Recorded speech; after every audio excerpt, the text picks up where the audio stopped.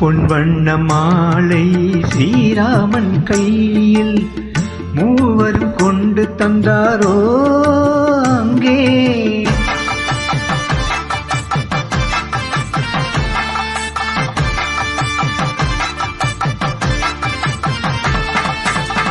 பொங்கும் மகிழ்வோடு மங்கள நாளில் மங்கையை வாழ்த்த வந்தாரோ அங்கே.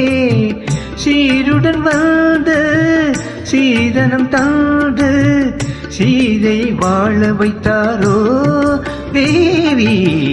வைதேகி காத்திருந்தாளோ தேவி, வைதேகி காத்திருந்தாளோ.